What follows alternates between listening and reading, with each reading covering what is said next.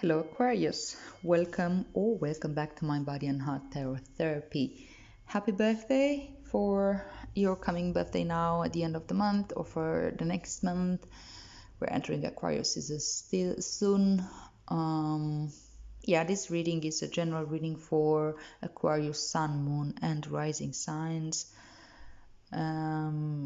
It's for around a month from when you're seeing this, but it's aimed at this time frame of what's left of Capricorn season and Aquarius season. All right, let's see what's going on with my dear Aquarius. Hope you're well. I got a lot of spotlight on you right now with the whole conjunction that happened earlier and with Jupiter and Saturn in your sign. Fascinating. This one just came out for Capricorn as well. So 5 of Cups as your current energy. All right, let's see what's your challenge, dear Aquarius.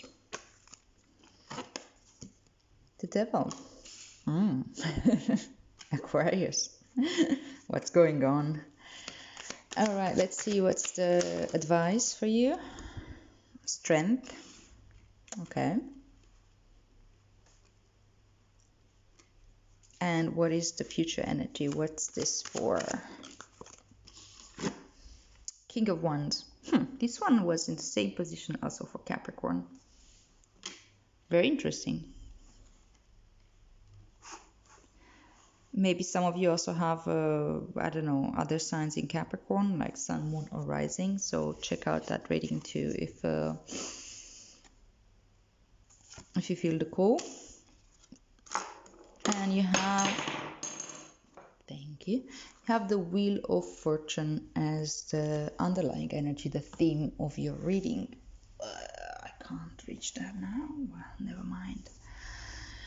All right, so this is the process for you of this month that I'm reading for.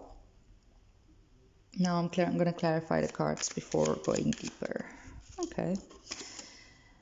Ace of Pentacles with the 5 of Cups as your current energy. Why is the Devil here as your challenge?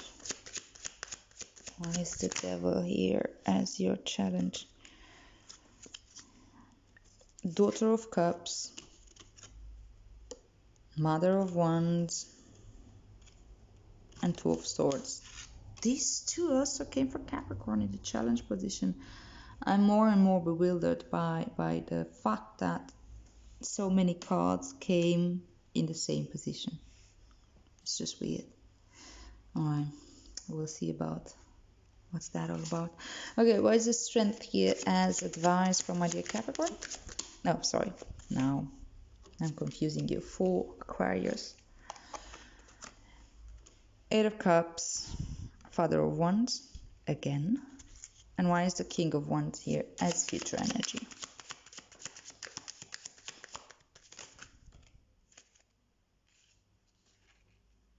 Five of Pentacles. Okay, what else is here?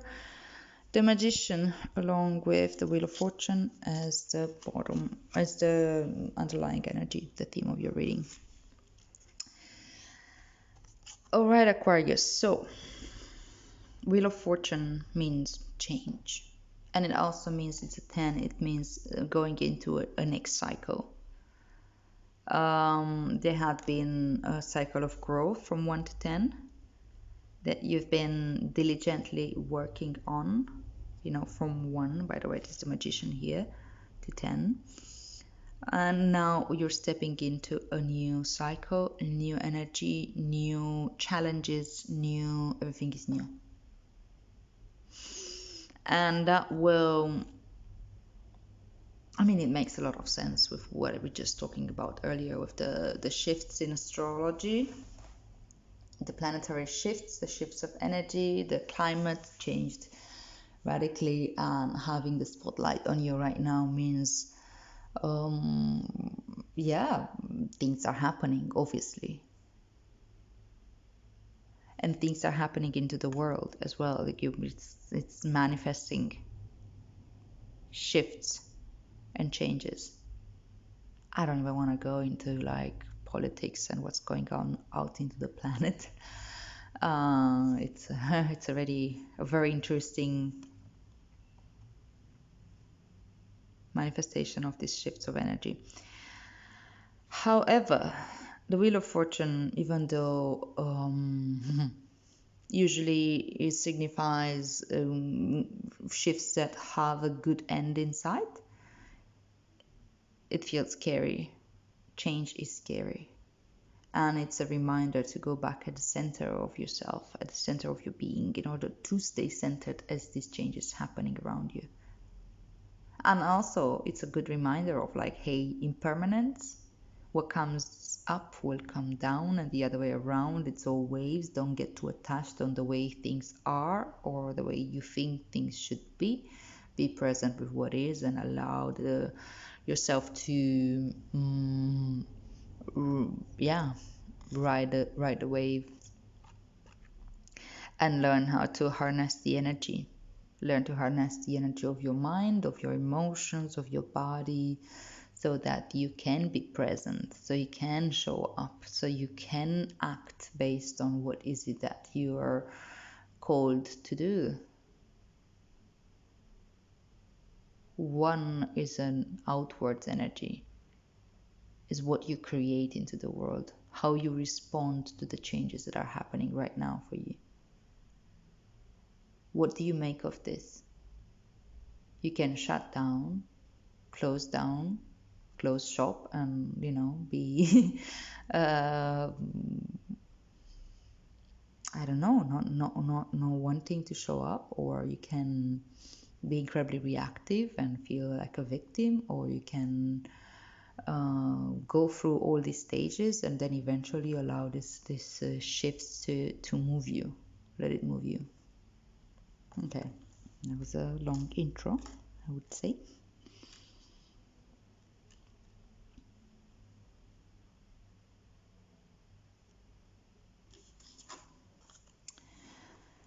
I guess that as you're shifting, as these changes are really propelling you forward, you seem to be focused on the past. You seem to be focused on what's been gone, what's been lost, what's been, what's never going to be the same again. And fine, it's good to take a moment to look at what's been lost and to tell your goodbyes and your to bring that into awareness that things are changing. Take a moment to mourn. Mourning is important, and there's an opportunity in that. There's an opportunity in really being present with this shift and feeling these emotions right now, feeling the loss, feeling the mourning, feeling everything that needs to be felt. But I think it's very important to do so with the awareness that this is not going to last forever, and of the awareness that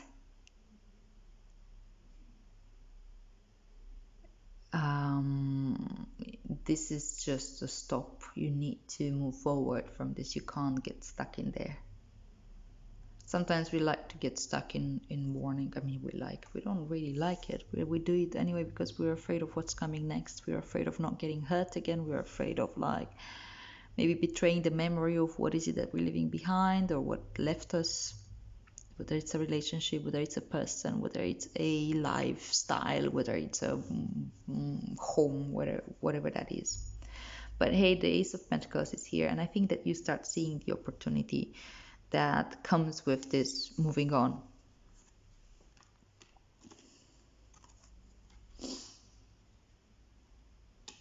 And also that comes with being present with this process rather than distracting yourself. But here we go. That's exactly what comes forward as you are going through this process, fear may take you to places that you don't want to go into, which is distracting yourself, which is addiction, which is trying to not feel, which is feeling maybe stuck, feeling bonded to whatever it is that you're meant to let go of right now. Your familiar ground, your climate is like holding you back at this point. And yeah, I mean, fear makes a lot of sense, especially in change. It's we're afraid of the unknown. We're afraid of what's coming. We're, as I said, we're afraid of being hurt again. We're afraid of like maybe not getting it right. And we want to not feel that. We don't want to feel our fear. We don't want to feel our insecurities. We don't want to feel our perceived limitations. So there's this element of the Two of Swords here that's like kind of trying to rationalize your emotions and trying to not feel them, trying to think your way out of them. Yeah. And that's blocking the growth. That's blocking you.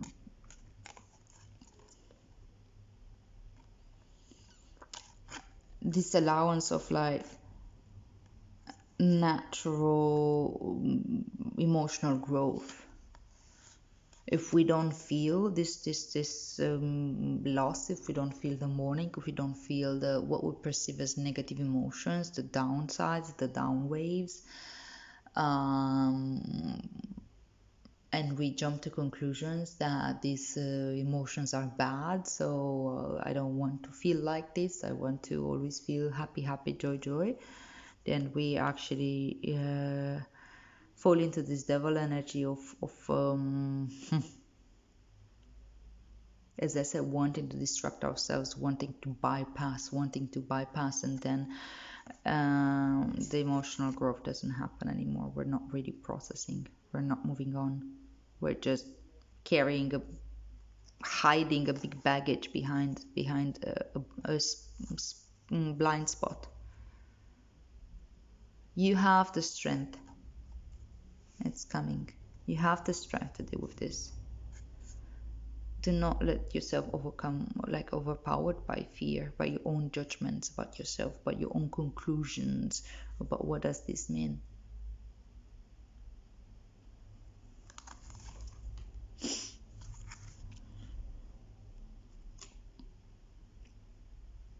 I feel like with this, like by not allowing, if you don't allow this process to take place, if you don't allow yourself to feel these things without jumping to conclusions, allow the emotional waves to surface, don't push them down. If you don't allow this, you're really amputating yourself. You are the one like chaining yourself to your fear.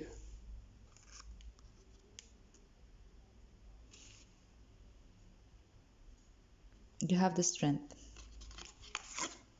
You have this as your advice. Strength, which is an 8, the 8 of Cups, and the Father of Wands.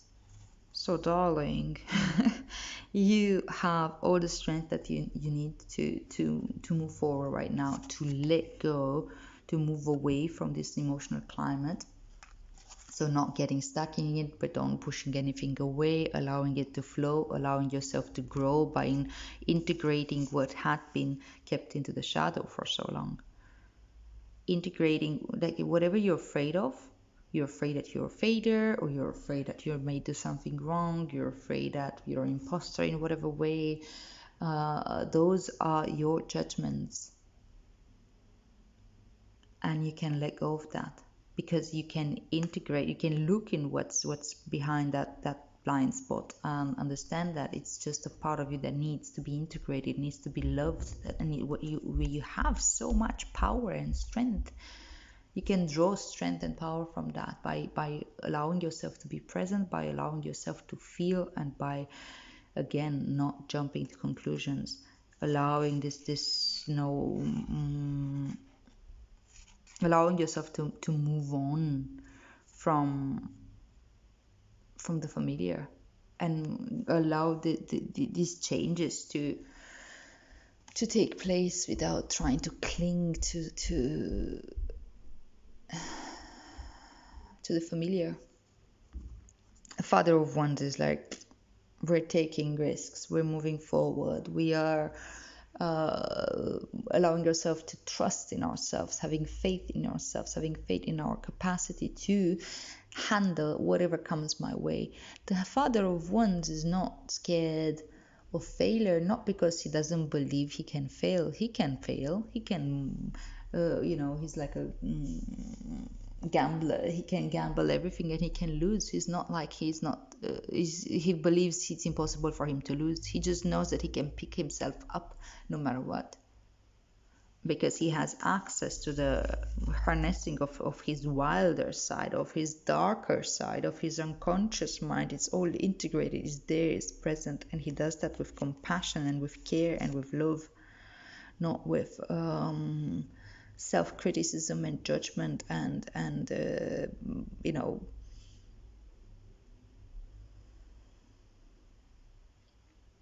whatever is perceived as failure in the moment. He takes it and he nurtures himself back on his feet, and harnessing this energy to keep moving forward, to grow, to go for whatever is missing in your life, to not cling on to the familiar, to not get yourself distracted and out of fear, self-sabotage, holding yourself back. So in more practical terms, it means allow yourself to be vulnerable, allow yourself to feel what is it that's not really working for you right now, and do a lot of compassion work with yourself. You see, this lady here with the lion, she's being incredibly gentle with this lion. Even though the lion could kill her, could eat her, she's not using power over the lion. It's the power of vulnerability, it's the power of nurturing, it's the power of gentleness and openness. And that's real knowledge, that's real wisdom. And that brings you into this, like, your full power. And yes, it does, with the King of Wands here as future energy. It brings you into your full strength, your capacity to claim back the aspects of yourself that had been maybe buried, maybe rejected. Claim back the aspects of yourself that you've been rejecting, that you've been abandoning, because you were afraid that others will abandon you, or others will reject you. You ended up rejecting yourself first. But you see, you're claiming this back right now. You're claiming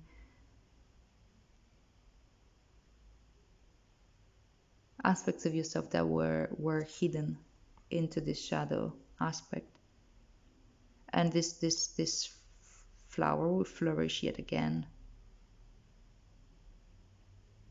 with confidence, with strength, with ability to adapt, and with passion for life, passion for love, for yourself, for your growth, for curiosity around the world and what's happening. Okay, let's see what's the final message here for you from the Rumi Oracle.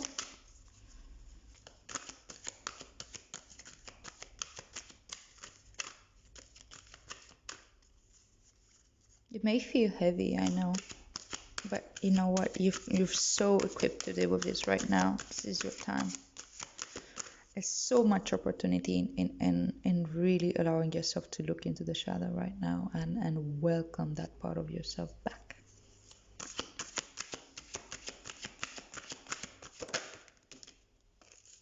There you go. Arise, baby.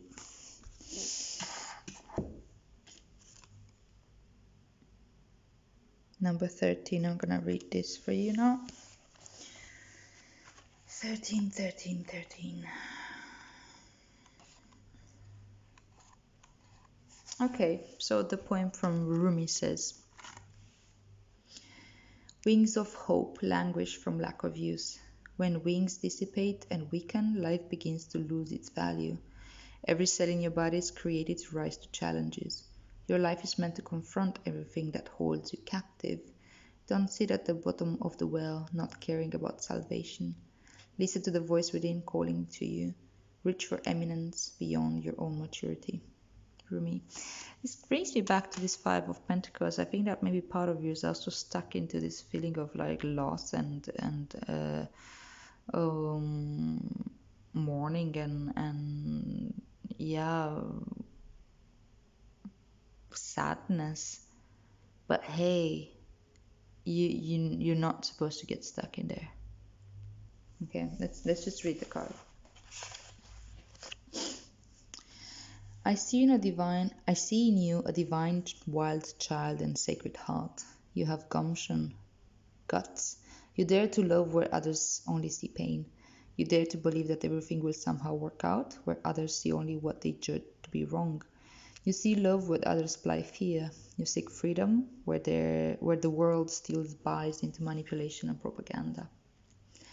Don't lose heart, beloved wild child. Dare to believe. You are right to do so. It is the divine rebel in you that refuses to surrender hope. Give up the fight, perhaps the battle that comes from a place of fear, but never give up your hope. That hope in your heart, that optimism and patience for growth into love creates a light within you that helps the world see through darkness. It becomes a candle that shimmers contentedly upon the window's wheel in your heart temple. There it is, more obvious even in darkness. The stars do appear to shine brighter at night, beloved, but don't become consumed by your nightmares. They will pass with the coming dawn, you'll see. Don't give them too much stock. Instead, put your attention towards that defiant candle of hope that burns, as it is nature and purpose within you. As it is its nature and purpose within you. Can you sense its warmth even in the presence of cold fear? That's what we were talking about. The fear is very strong for you now. So can you sense this warmth even in the presence of cold fear? It shall warm you now. And if not, then I come to remind you, you are a blazing angel. You are filled with holy fire, and you shall prevail. Oh, the joy of you, the expanse of you. You will fill my own heart with your magnificent essence. I see and know the great beloved in you. There, the great beloved is looking out at me from behind your eyes. I see the candlelight of your heart's temple flicker within your gaze. That is what the candle of hope honors. The workings of the great beloved, so creative and crazed with love for you that all circumstances of your life, down to the tiniest detail, are evoked out of love. You are being asked to trust, to gently lay to rest the suffering that has been, perhaps because of what you have labeled as the failure, the doubts, the losses, and the setbacks. They are so little in the greater scheme of you. Put them aside, allow them to rot and become fertilizer for life, but do not try to keep them alive beyond their earthly expiry date, lest you become tainted or poisoned by the rot. Let them go and instead focus on what is alive now. Can you sense that before you is a great being of light, a greater pathway opening up? This is truth. This is truth. Take the step. So easy it is when the light of the heart is felt within, reminding you of your own divine nature. What I was telling you of the Wheel of Fortune, like coming inside and finding the center within. The world is here for you to experience so that you may realize divinity in its majesty, mystery, and love more so than ever. All serves that sacred purpose, so embrace it. Find your faith, be at peace. Know that no matter what appears to be, all is well. You are so loved, it cannot even begin to be translated sufficiently into words, but it gets to be transmitted from my heart to yours, just as the sun catches dried tinder and sets it aflame. This oracle comes with a message for you. Arise. You have been downtrodden for long enough now. Perhaps you have been feeling defeated, put upon, underestimated, or walked over in mind, body, or in spirit by others or your own doubts and fears. Enough now.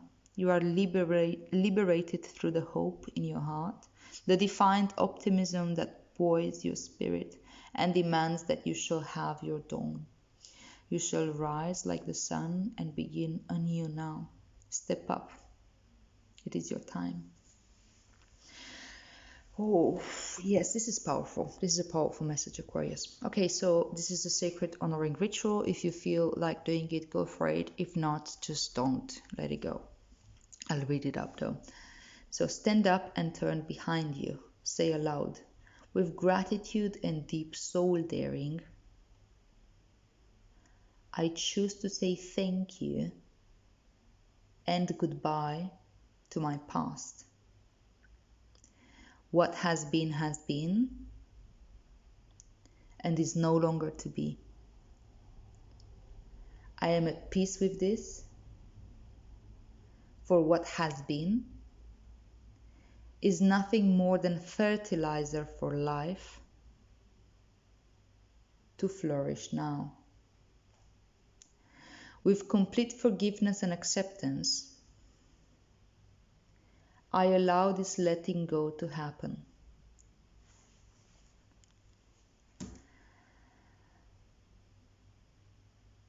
With all of my heart,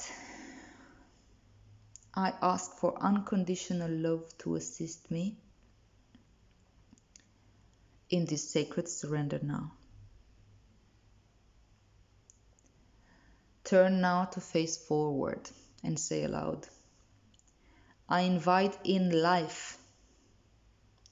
I invite in love.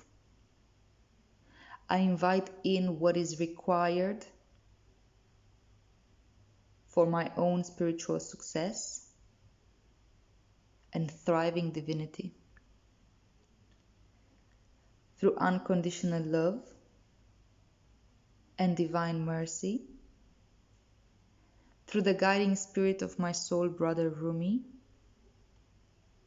may this now be so. Then place one hand on your heart and say aloud, in this present moment, life thrives. It is within this thriving grace